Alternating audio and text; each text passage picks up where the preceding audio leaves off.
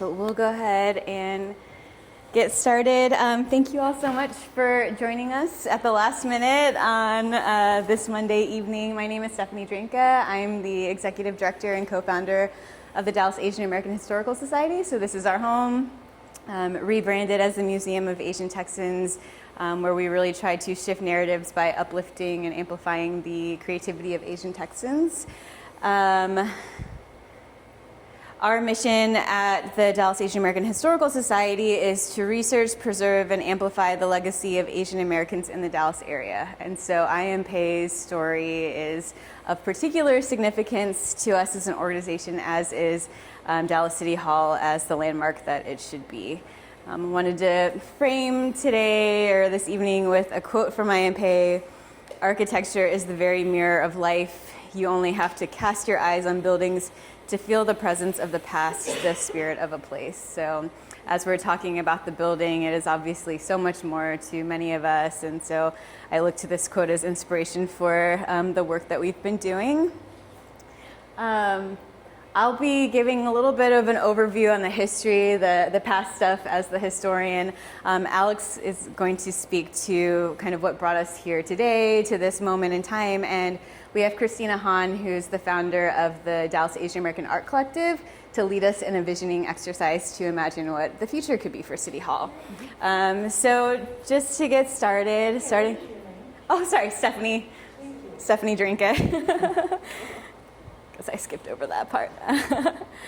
Hi, welcome. Yeah, if you want to just make a name tag, come on in. So I Am Pei, Yao Ming Pei, was born in China. This is a photo from the Library of Congress of him with his family. He's on the far left. He was the oldest son. His grandfather is in the middle with his parents and siblings. And he came to the, He came to the U.S. by himself at the age of 17 to study architecture. He talks about arriving and seeing Angel Island and the joy that he felt arriving in America. And it was a time during the Chinese Exclusion Act, so he was able to come and study because he had a student visa. He ended up studying at MIT, and went on to do graduate studies at Harvard. And what led him to Harvard was meeting his wife, Eileen Liu, whom he was married to for 72 years. She was actually a landscape architect herself and was going to grad school after Wellesley at Harvard. So he talks about how he followed her there. After his student visa expired, he was unable to go back to China because they had been occupied by Japan.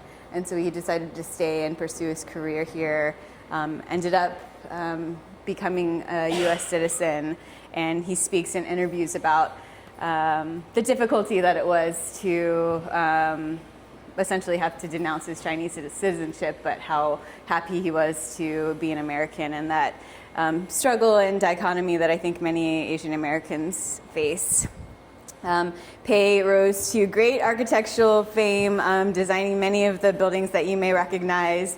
From left to right, the Museum of Islamic Art, the John F. Kennedy Presidential Library, the Bank of China Tower, the Grand Louvre Pyramid, East Building of the National Gallery of Art, the Rock and Roll Hall of Fame, and many that we'll talk about in just a moment. This is a picture of I Am Pei receiving the Pritzker Architecture Prize, which is, I'm told, like the Nobel Peace Prize for architecture. I am not an architect, but in the jury citation they said, "Yao Ming Pei has given this century some of its most beautiful interior spaces and exterior forms.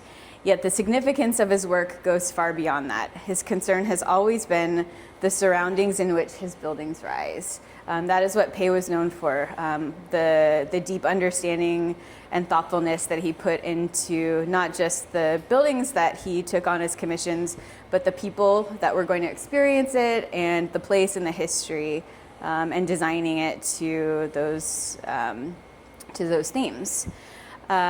You may wonder why there is a photo of JFK and Lee Harvey Oswald in a presentation about Asian American history and City Hall, and it is because this was formative not only for I Am Pei's career, but for our city as a whole. So after JFK's assassination, we became known as the City of Hate. And that was branding that it was a challenge for city leadership to overcome. The picture on the right, Lee Harvey Oswald famously getting shot in the basement of the jail that he was being held, which would happen to be the old City Hall building before the City Hall that we see now. And so JFK's assassination, this concept of a City Hall, all came about around the same time. Mayor Johnson at the time envisioned this project, the Goals for Dallas. It raised the sights of the people of Dallas. It asked them to understand what a great city was and why, and then point the way for Dallas's greatness. The reason that it's significant, the plan for City Hall essentially came from the Goals for Dallas, and there were meetings with Dallas citizens and leaders about what they envisioned for a City Hall for and a city overall. Ian Pei actually was one of the few outsiders who was allowed to sit through those Goals for Dallas's meetings, so he got a very clear sense of what Dallasites wanted for their future. He also sat in several city council meetings to kind of understand the atmosphere and also how the meetings went. He said that I found that ambition in Dallas was overwhelming. It's a can-do city. It's a city that has tremendous optimism and enthusiasm for the new, for change. Going back to JFK's assassination, prior to Pei coming to Dallas, he was selected by Jacqueline Kennedy to design the JFK Presidential Library. And this bolstered his reputation globally and put his name high on the list for potential architects to design Dallas City Hall.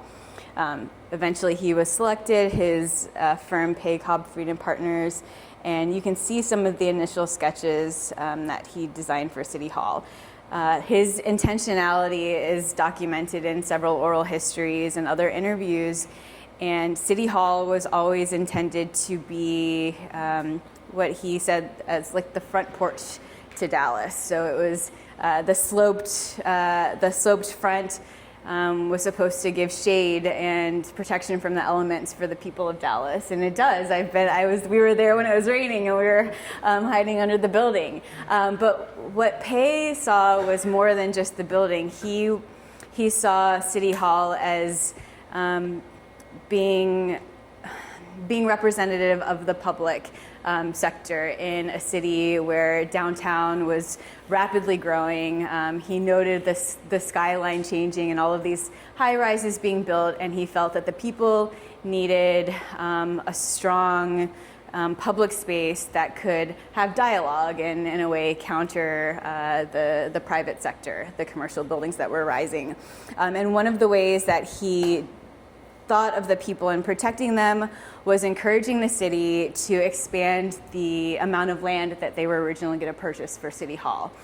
So he noted that if you were to build this building and not have control over what the building is looking at or what the people have access to, it would be really limiting. So he encouraged them to buy the land that is now the plaza, also the land that the library now sits on. They sold that land to the Federal Reserve in order to build the library that's there now, but that was all part of his original vision, was the building, City Hall, the plaza, a sculpture, the library. Initially, they had talked about the performing arts areas being there, which ended up being the AT&T Performing Arts Center. But that was always his vision. You can see the plan. And it was really important to him that Dallas purchase the land, because he knew that the land value would rise and eventually we would not be able to afford it. So it was his way of protecting the people and making sure that we had a place that could withstand time.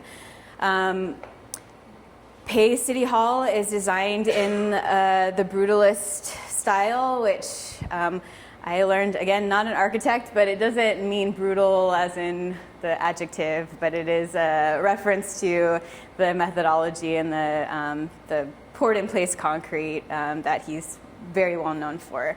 And so this is some pictures of the process. But what I love about I Am Pei's vision is that he designed everything to the needs of the people, and said as much, that you don't build it for the mayor, you don't build it for the council, you build it for the people. So his favorite place in the building is actually the second floor, where the people go to pay their bills and their taxes, and it's where you get the view of the atrium and all of the light. And he wanted the people of Dallas to know that it was designed for them and it was important. So this is when there was a lot that went on in the process of him getting the contract in 1966, and when it finally opened to the public. But the first Dallas City Council meeting was held in the building's City Council chamber on February 1st, 1978. So these are photos that are all part of the Dallas Public Library digital collections, if you're curious and want to look. But this was the beginning of City Hall and as we know it today. Pei became a very significant architect in the city of Dallas, designing Fountain Place and the Meyerson Symphony Hall. So Dallas has the honor of not only housing both his first civic structure, which is City Hall, but also his first and only concert hall.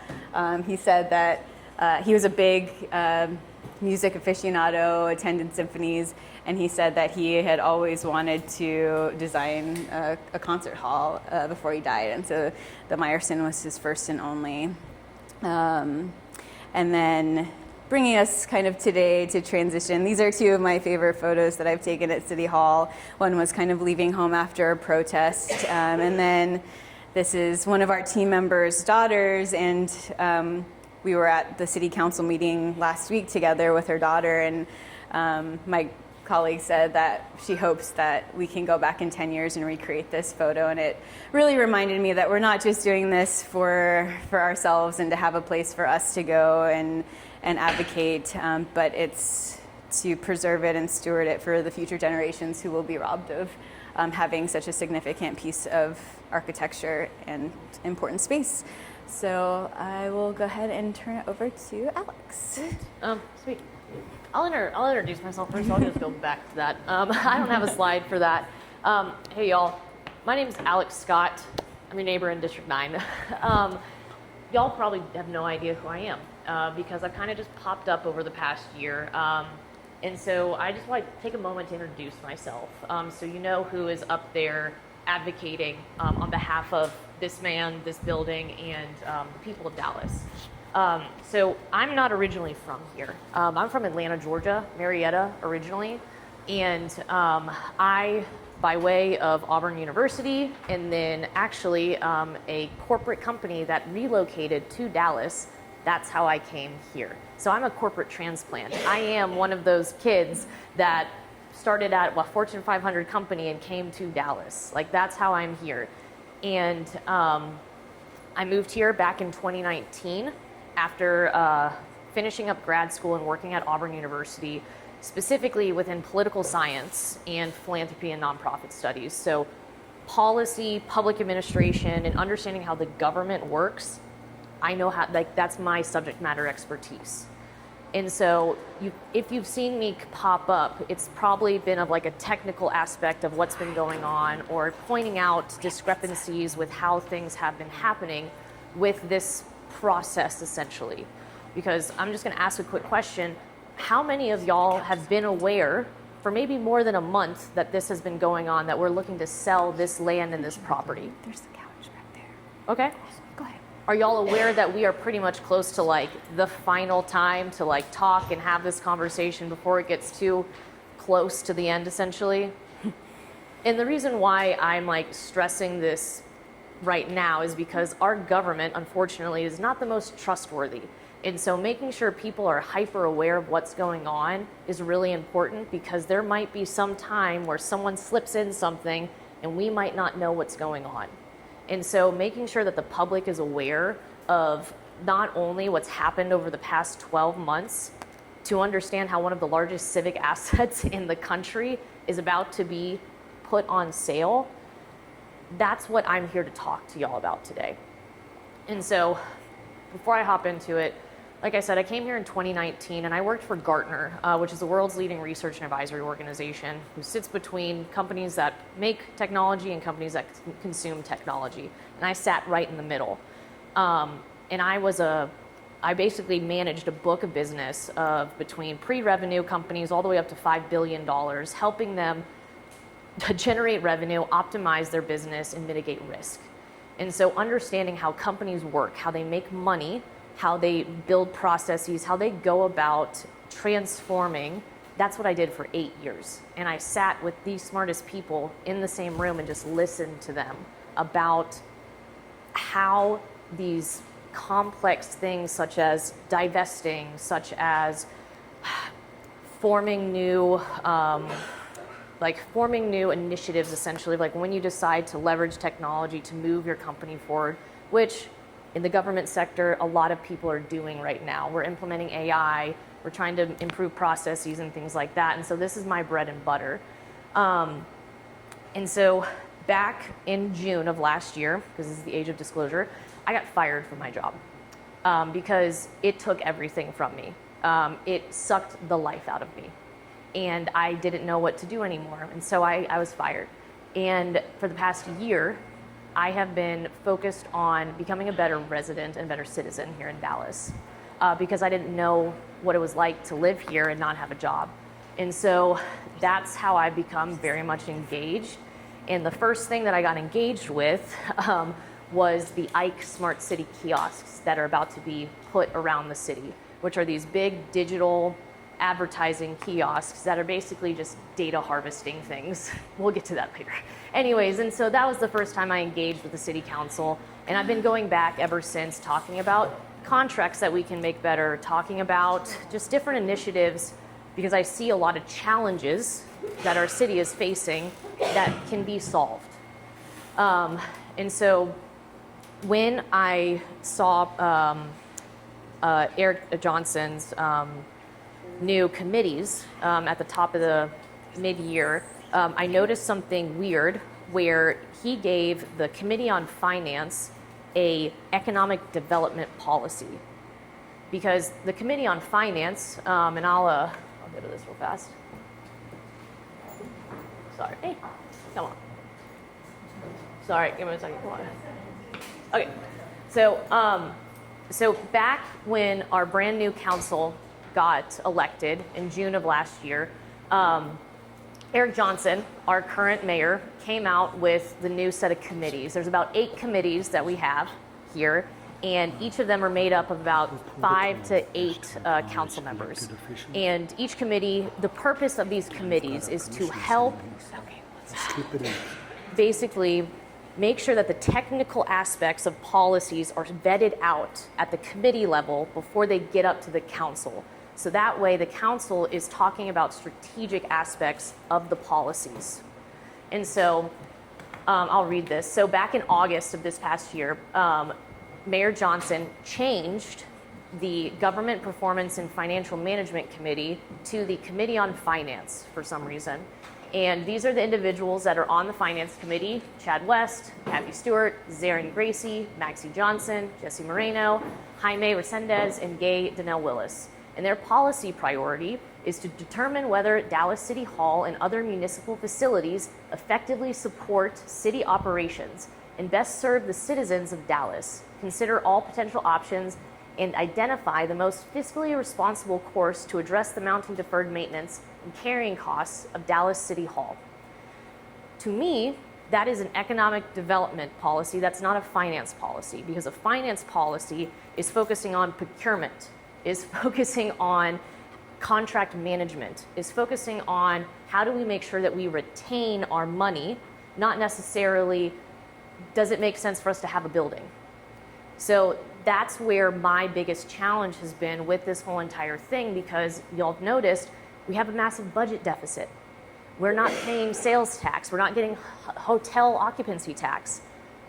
And because our finance committee has been focused on this, that's where a lot of this financial challenges has come from, because they haven't been able to sit down and talk about the hotel occupancy tax, our sales tax, all of that stuff. And so that's where this kind of got kicked off. But what I'm going to do is take you back to the things that we've already had in place since 2020. So you can understand really from 2020 until right now why this is really confusing and why we should not be doing this and why it just doesn't make sense. And so if you have any questions, just like kind of keep it in your mind and we'll walk through it. I'm not going to get super technical, nor am I going to call anyone out, but I just want y'all to be aware of the things that are happening around this city. So let me back this up. All right.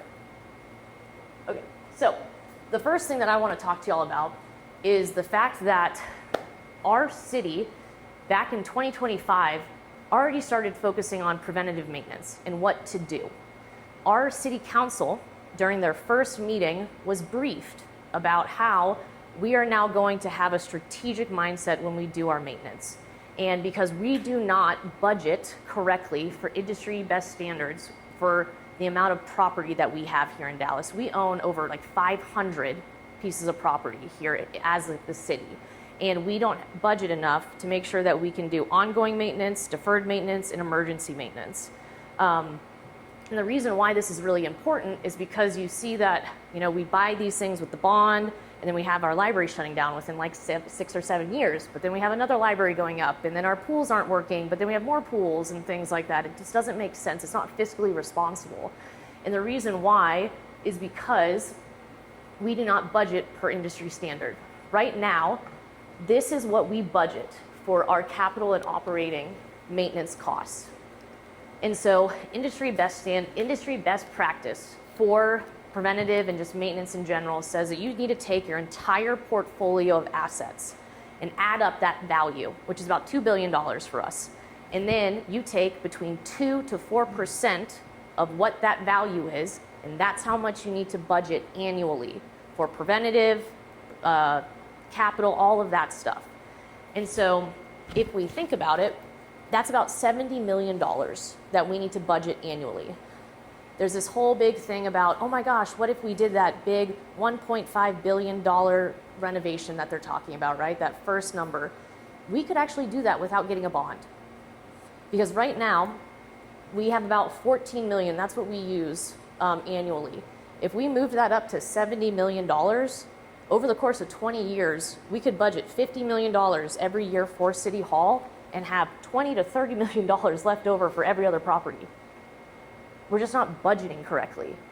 And what's frustrating to me is the fact that we're doing this priority-based budgeting, but our assets are not being prioritized. And so that's an issue for me because those are ours. Those are the places that we go where we do not have to pay excessive amount of money to enjoy living in this city. And so this is the root problem that we actually need to solve for. We don't need to move to a new building. We need to budget.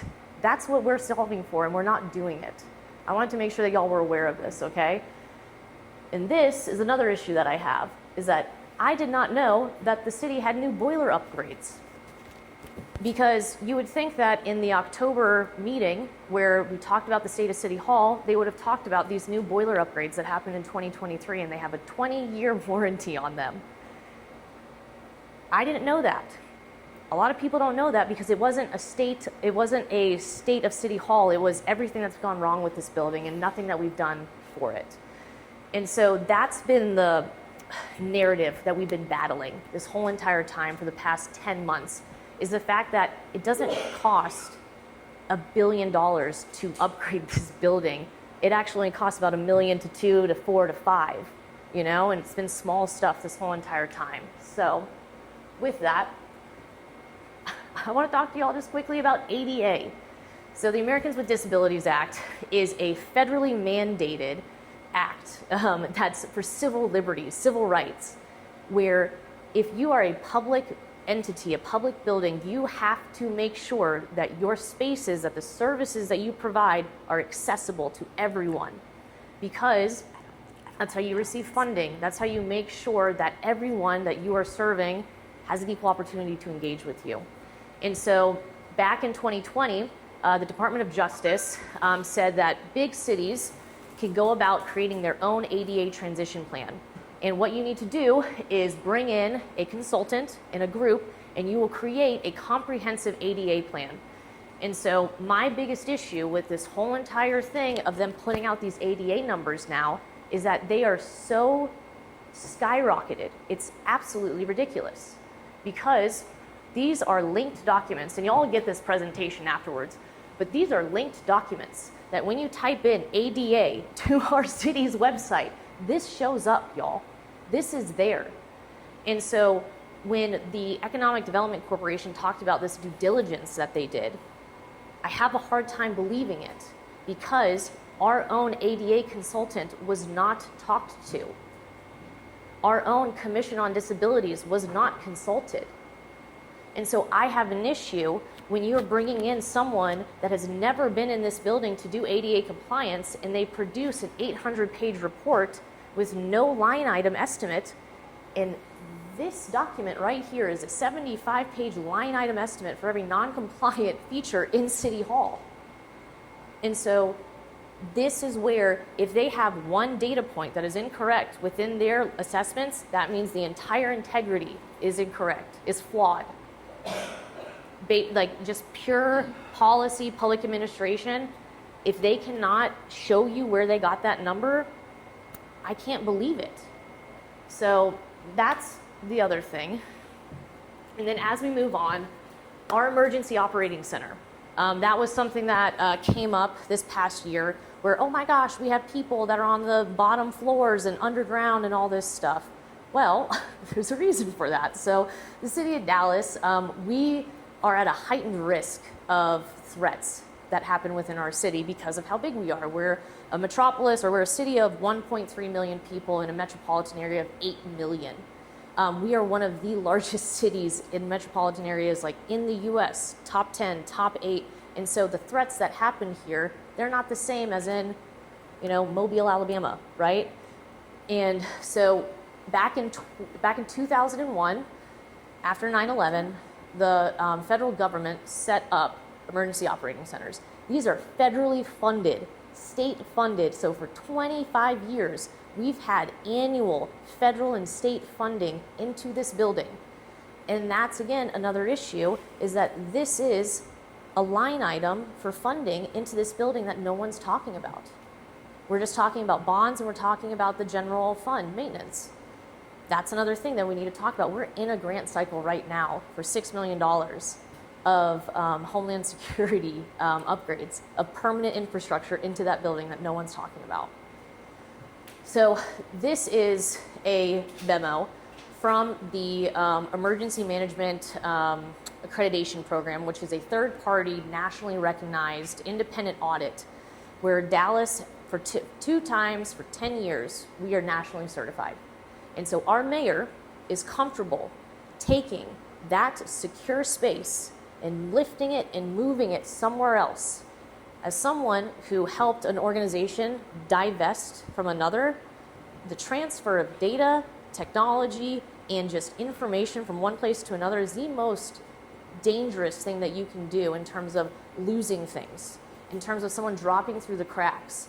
And so my concern is the fact that if someone calls and they don't get through because we're transferring things, we need to transfer. Someone hits a car and they can't get the police out there because we decided to move our EOC, I have a problem with that. Because you are putting our people at risk because you don't like a building. I'm not okay with that. So with that, let's talk about what's happened over literally just this past year. So who here knows about Stemmen Center, the Stemmen Center? All right. So back in, and I'll get to this in a minute. So back in 2019, 2020, our planning department decided that they were too big for OCMOC, which is the Oak Cliff Municipal Center. It's an annex for where we have a lot of our other departments. They decided that, hey, we need to make a one-stop shop for planning and development. So when people need permits, codes, all that like building stuff, it's in one space. So we decided to buy a building off of Stemmens Freeway without proper due diligence. And we spent $43 million on that piece of property and the upgrades We did not have a certificate of occupation or of occupancy when we moved people in. There were thousands of basically like reports sent from employees to managers about how dangerous it was to be in there. Cars got stolen, property was vandalized, and it literally took a member from a union coming and speaking to our council for them to finally start doing something. And so we had an audit done that was released, and I'll come back to this. Here we go. We had an audit that was released literally a little over 12 months ago about how this was one of the worst municipal building purchases recorded in history, you guys. And basically, we do not know how to do the total cost of ownership for real estate purchases. That's an issue. We do not go through the proper due diligence to make sure that we're getting the best deal for what we need. And so at the end of all of this thing with the Stemmen Center, we realized all we needed to do was make a phone application. So we spent $43 million on a building instead of sitting down and thinking strategically about where technology is going to take us. We ended up making an app. So we spent $43 million on an application because we didn't sit down and do the proper due diligence to think about what we needed. And with that, we still pay $73,000 a month in taxpayer money to keep this empty building secure. $73,000 a month of taxpayer money is going into an empty building because we did not do the proper due diligence. And our city manager is perfectly fine now doing the same exact thing with our largest civic asset. I have a problem with that.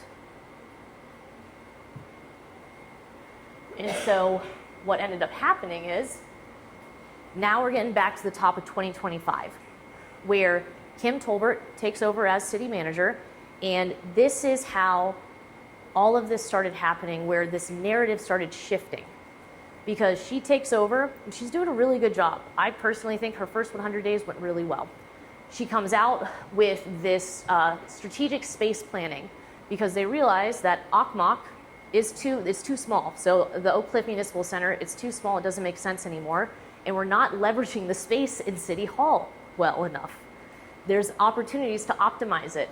And so back at the top of 2025, we started a space planning assessment with Gresham Smith, who is doing the current space planning now. And it was going to come in 4 phases. We're going to assess the first floor, figure out what makes sense, and then we're going to go up from there. And we are going to re-space this building so it makes sense in a mental health space, making sure that the windows are open, making sure that our people can enjoy this. So again, we've already done this. We were doing it, you guys. And this is my problem. This is now the assistant city manager, Donzel Gibson, who was leading this charge of making this space right and good. And then in October, all of a sudden, he's saying that City Hall is beyond repair. I have a problem with that. And so when, again, Stemmen Center happened, in her after action report, Kim Tolbert put out, she said, we are not going to purchase any more property or sell any more property until we get our controls in place. And I liked that. It's about a 15-page assessment, and she goes through all of it. And again, you'll get the links to this. But this is what our strategic plan for real estate was supposed to be at the top of 2025. We were going to do a space planning. We're going to look at our properties to understand what we need to let go of and what we need to reinvest in. We're going to look at our leased space because it doesn't make sense for the city to lease space because we have so much property. We're going to look at our unimproved properties. Again, are we going to pass it off? And then we're going to look at governance best practices. And this is when CBRE was brought on to start doing our governance for our properties. So that makes sense now. There's no conflict of interest. But now that CBRE is going to be the group that's going to sell off City Hall and is in charge of our governance of how to do that, that is a conflict of interest. It is a conflict of interest because they can change the governance to make sure it's easier to sell off our building because they're going to get a percentage of that sale. I have a problem with that. And so, again, this is all detailed out everywhere. Audit of the Stemmon Center. Again, this is exactly what they were going to talk about that we were going to do to make sure that we do not go through this financial challenge again. I have a little bit more, but I'm going to stop. Does all of this make sense? Are y'all kind of tracking with the confusion that is going on here? Okay. So, again, in May of this past year, so before the new council came in, this was one of the last memos that was sent about space planning, where Gresham Smith had gone through the first floor and they said, it's going to be complicated to reconstruct this, but we have 6 other levels, but it doesn't make sense for the Okmok people to come in on the first floor. And so when you're hearing all of this narrative about, oh, it doesn't make sense for City Hall, like it's really complicated, XYZ, it's because Gresham Smith only did the first floor assessment. They did not do the remaining, 6 or 7. And so that's the data that they're using. And so this was the last thing that I found about the space planning project. And then, all of a sudden, August rolls around. And so with our city government, our new elected officials got elected like June 1st. And they typically take about like a month hiatus and then they start working. Our mayor put out, like I said, this policy where determine whether Dallas City Hall and other municipal facilities effectively support city operations and best serve the citizens of Dallas. Consider all potential options and identify the most fiscally responsible course to address the mounting deferred maintenance and carrying costs of Dallas City Hall. So if I just showed you the past 7 months of our real estate group already doing this as their own department, why did our mayor create a policy? It doesn't make sense because we're already doing it. We're already going about this. And so this is where the sudden turn of events has happened. This is where things start to shift because we're already doing this.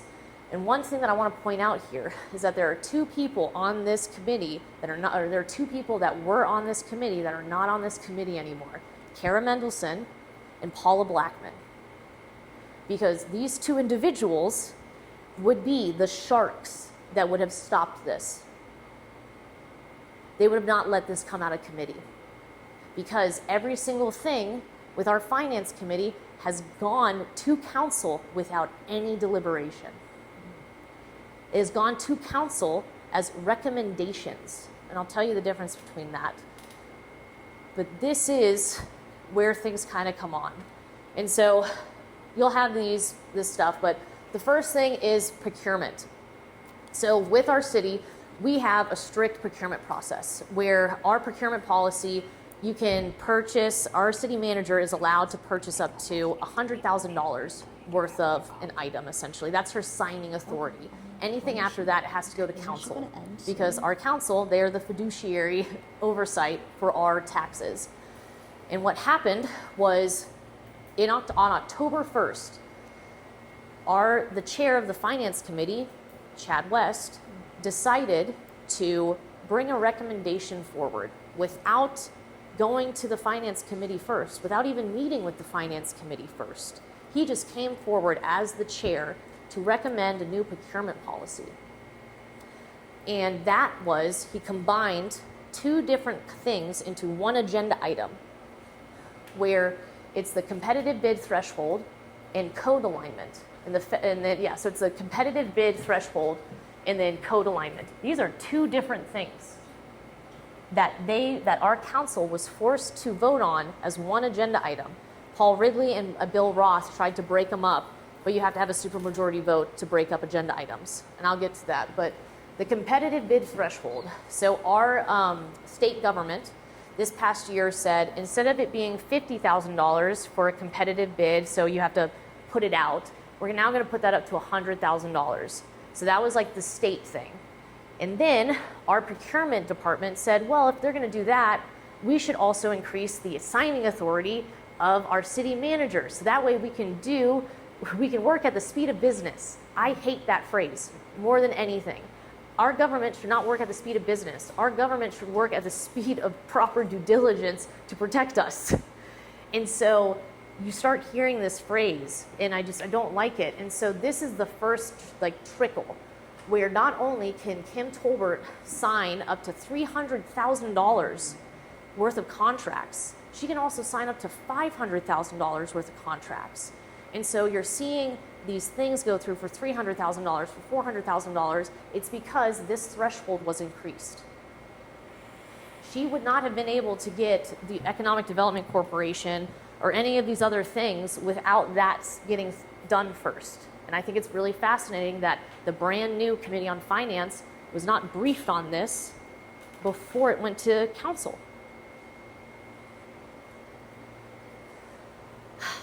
The next thing is, and I recommend that you watch this at home, but this is where the first Finance Committee meeting happens.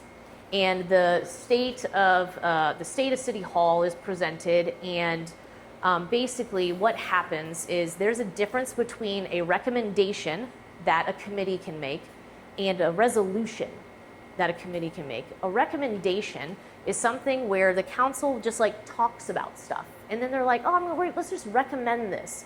So there's no real debate. There's no real motions. There's no real set in stone things. So what you'll see here, when you go about 35 minutes in, you'll see Kathy Stewart go, well, I had a motion, but now I just have a recommendation. And you'll see Chad West scratching out pieces of paper and changing it. That's not okay. Because if Kathy Stewart is the one bringing this forward, Chad West should not have any idea of what this was supposed to be. He should not have, if she was doing a recommendation, that means that something was said to her between that time to change it from what she wanted it to be. And so this is my public comment back in November, where I talk about how what was said in the finance meeting is not what is being displayed here. And that's when I learned the difference between a recommendation and a motion. So y'all can watch that.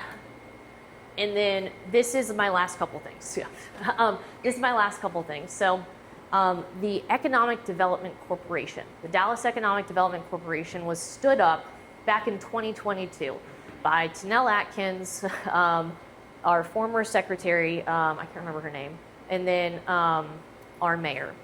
And the Economic Development Corporation was stood up because our department for economic development was not moving at the speed of business. We weren't getting the deals necessary to bring in strategic organizations to this city. And so what we decided to do was stand up a quasi-governmental nonprofit called an Economic Development Corporation and allow for them to work in tandem with the city, but be more of an independent organization that can go out and do those things. So that's who Linda McMahon is. Those are the individuals that are promoting our city for the World Cup. They are typically very good. However, if you just Google economic development corporations in Texas, they are shutting down left and right. Because, unfortunately, they're doing illicit business practices. Because, Linda, I'm just saying, these people come from the development, come from that business side, and because they're a quasi-governmental agency, they can kind of, just left, right, up and down. They can kind of do whatever they want, essentially.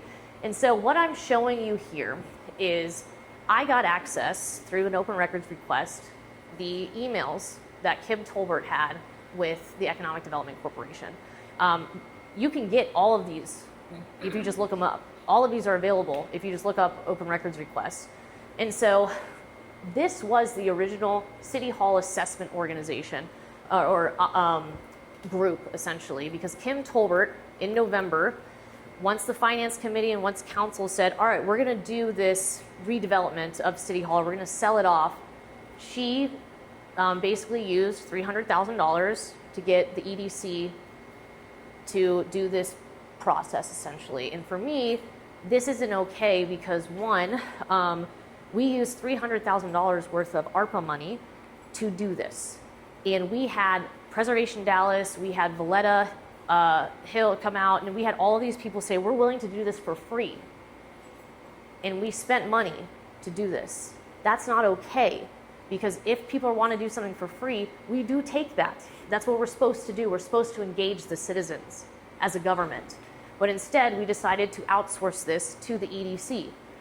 And so these are all the people that were on it. And I know it's a little small, but basically, we had Corrigan, CBRE, Downtown Dallas Inc., who is promoting the sale of our building. We had AECOM, Schmidt and Stacy, all of these people, and apparently over 80 other individuals who just donated their time. Well, you're not allowed to do that. If you are donating time, money, car, anything like that, it has to be audited. Because if we're making a decision off of this, we have to go back and understand, where did these numbers come from? How much time did you put into this? What was the scope of work? And so I put in an open records request to get that information. And so this was not shown to us in March. This was not shown to us. It was only shown that 6 companies' names were helping, and then there's 80 other people doing stuff. I don't like that gap. Who else is in those 80? Who else is in those 80 other names? So, again, this is what the initiative was. I'm going to kind of go through this, but this is where the kind of things start to shift a little bit, because again, I have access to these emails, and so the devil's in the details. And I was like, what is happening here? I'm so confused how all of this is going so fast, and how we have these 80 people that are helping stuff. And basically, this is where the corruption comes into play. So who here knows about the Dallas Citizens Council? Kind of. So back in the 1930s, a group of prominent businessmen stood up a nonprofit called the Dallas Citizens Council. These were CEOs of the top companies in Dallas who were going to provide, help our government make sure that we are a leading city, essentially. And as Stephanie talked about how in the 60s and things like that, we were starting to become really, really, the city was very racist, essentially. And because, unfortunately, we're very much keeping up with the Joneses here. We don't like to talk about racism. We don't like to talk about oppression. We don't like to talk about how a lot of the things that are just systemic within our city were created through infrastructure, through business practices, through the organization like the Dallas Citizens Council that has been able to form our policy and the way that our government works through this shadow group, essentially. And what I found was one name in all of this was Marvin Singleton, because this was the only time that his name was mentioned in those 3,000 emails.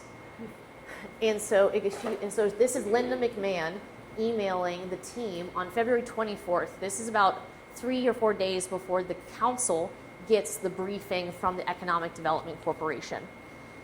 And this has the entire team on there, all this stuff, and they're basically figuring out how to put the presentations together. And so she goes, second, we need to consolidate our presentation to just a few slides for the engineering team. I prefer 3 to 4. New slides, we need to slide in more environmental issues, some options. I'll plan with the team meeting. Marvin, I welcome your thoughts on this, and I will review to the council the posed and see if there are any other issues we should address. His name is called out specifically to help with the presentations, yet his name was not on any presentation that we were aware of. This man is the president-elect of the Dallas Assembly, which is the feeder organization into the Dallas Citizens Council. This man, Marvin, is also on the board of directors for the Dallas Citizens Council. Kimberly Tolbert, this is a congratulations. I don't know what this means, but it's good. She got into the Dallas Assembly this past year. And so Marvin Singleton also worked on Ross Perot Sr.'s campaign back in the 90s. And he stood up, Marvin Singleton stood up a brand new consulting practice in November of this past year called Throughline Global, where they define narrative, influence agendas, and shape reputations. I have a problem with that. I have a problem with that a man who defines narratives, influences agendas, and shapes reputations, his thoughts, his opinions are being placed on our presentations. And we're not being told about that. And so every time Kara Mendelsohn has said, you're not giving us what we want. You're not giving us the repairs. You're not giving us this. It is because people are influencing the presentations. And so with that, that's all I have. So anyways, I'm here to answer questions. I know I didn't mean to make this as intense, but I just wanted y'all to be aware of why I'm speaking out so aggressively on behalf of this city, because if this was a transparent process, we would not have so much pushback to be involved as citizens. It's very strange, isn't it? That we can't even know what's going on. So yeah, we'll have time for Q&A after, and Alex, if you want to ask them any questions. I just wanted to take a moment before Christina goes to recognize that we have Teresa Daniel from the Dallas County Commissioner's Office, our commissioner. Thank you for joining us and for listening to our concerns. But yeah, I'm going to turn it over to Christina for visioning and thank you. Hello, everyone. My name is Christina Hahn. I am the founder of the Dallas Asian American Art Collective. Previously, I was able to serve as the creative director for the Dallas Asian American Historical Society, and we have been so grateful to be able to uncover some of the history of Asian Americans and how we have been in Texas specifically, even from the 1800s. So today, I know we went through a lot of really hard-hitting truths where we were exposed to a lot of different factors and parties that sometimes we don't quite understand the full extent of it. But today I wanted to lead us in an envisioning exercise for, yes, this is the context and the nastiness and the harsh realities that we have to face, but also looking at it from a position of hope and looking at it towards the future. Because after this session, Stephanie will be leading us in being able to draft statements and comments to be spoken on Wednesday for public comments. And that's where they can really see the power of the people. So for envisioning the future, here are some of the early questions that I had for the group. What is the purpose of a city hall and how can it serve the people, its people? How can we use communal creativity to conserve our communal spaces? And also, finally, what does growing where we're planted look like? I know that Dallas specifically has a lot of complaints about we don't have any art, we don't have any culture, because we really love to bulldoze. I think that arts and culture are the blood of this city and how it gets defined, and it's how other people outside of the city, outside of the state get to know us. And so making sure that we invest in the great works of art that are here and also the culture that is here, I think is really critical for building our own legitimacy as a true city in the US. So here's some ways that City Hall has already been used. So Aurora is this amazing arts nonprofit that does public arts activations. And for the past couple of years, they have been activating at City Hall. We see a lot of different light projections that interact with members of the public. All of this is free, so people of all ages, multi-generational, and of all races can come and enjoy the work and activate in this space. There were some very famous both local and global and national artists that Aurora brought in to activate the space, projecting on the walls, and even local bands and musicians that came in. So this is a reminder of IMPA's overall vision that this is for the people. Here's another really recent activation that happened at City Hall. So Josh Tran and his entire group, they founded this thing called We Show and Tell. So these kids, they are actually UT Dallas students who love art, and they love being able to show their art in a public way. And so they'll also do a lot of activations. So just this past weekend, they gathered hundreds of young folks to actually come in and have their own photographic eye, and City Hall was their landscape. So once again, this wasn't formal programming. This wasn't something that they had to pay the city for, but this was a public space that young people from UT Dallas, from here, were able to connect and meet for the first time and document their place in history. And also very recently, and this is one of our local celebrities that are emerging, but Merced Elizondo, he is a Latino filmmaker based out of Oak Cliff. His work was actually picked up by Warner Brothers and by Netflix, and he shot his most recent short film here at City Hall. He was able to fundraise, he was able to get the funding, and he is actually considered one of the rising stars and filmmakers coming out of Dallas. And he specifically chose City Hall as this landmark to be documented and to create his world of fascination that he's building. So these are three very recent examples of artists and everyday citizens activating this space and really finding value in City Hall. It's not that it used to be important back when IMPay was a lot more famous with the average person. It's that it's still being used. And there's a reason why it's in the middle of the city, because decisions that impact our everyday lives happen here. And so shouldn't we be seeing them? And also, shouldn't they, our elected officials, be seeing us and be very aware of our presence as they are making decisions that impact our everyday lives? So let's dream big. Next, I will be putting up different sheets of paper, and I'm going to allow everyone to stand up because I know y'all have been sitting for a very long time. So stand up and do some scribbling. So before we go into small, medium, and large envisioning, here are some of the prompts. If funding and partisan interests were not a problem, what would your dream City Hall look like? How does City Hall serve the civic needs of its people? What are some blockers that prevent people from being able to use City Hall? What does each generation need and want? And how can City Hall fit this need?